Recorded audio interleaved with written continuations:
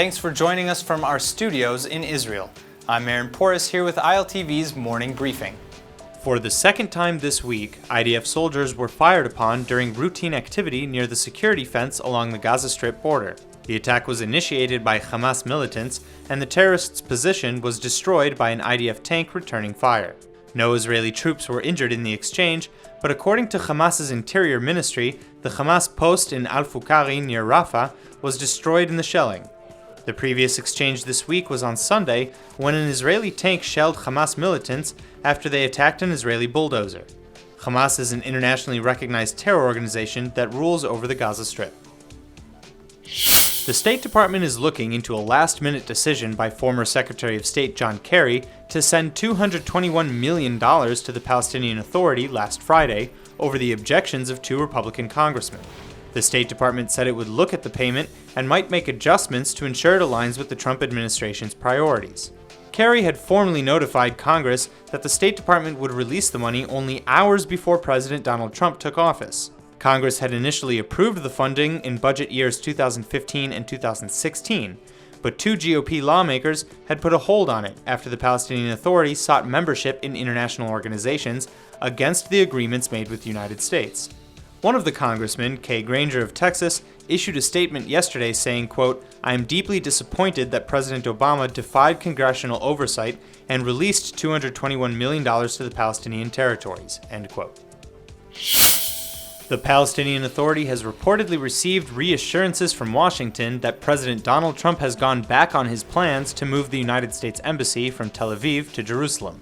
The London-based Arabic-language Asharq al-Assad newspaper quotes an unnamed Palestinian source saying that Palestinians have been assured that the issue of transferring the embassy no longer exists at this time.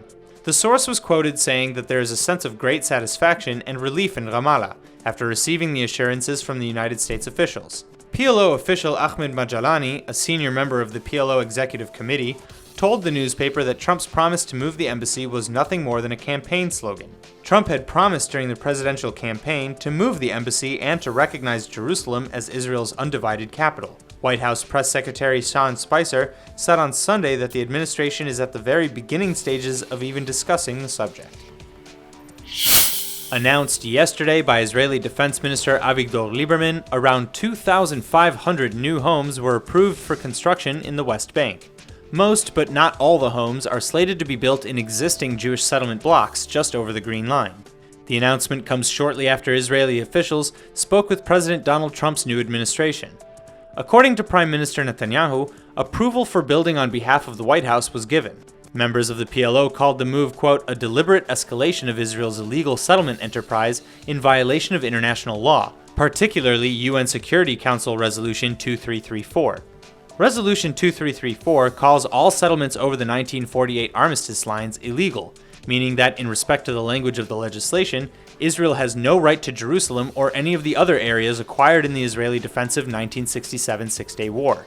Lieberman continued in a statement saying that the total of 2,502 housing units were approved to, quote, "provide a response to housing needs," end quote. These homes are in addition to the 566 housing units in East Jerusalem approved for construction on Sunday.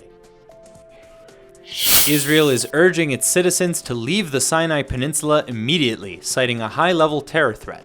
The Counterterrorism Bureau inside the Prime Minister's office issued the travel warning on Tuesday after raising the terror threat from level 2, meaning high concrete threat, to level 1, implying an extreme concrete threat.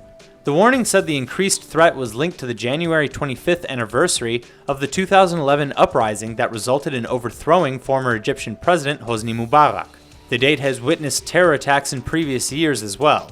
The Counterterrorism Bureau advised Israelis to return to Israel immediately, and families of Israelis who are vacationing in Sinai were asked to contact their relatives and inform them of the warning.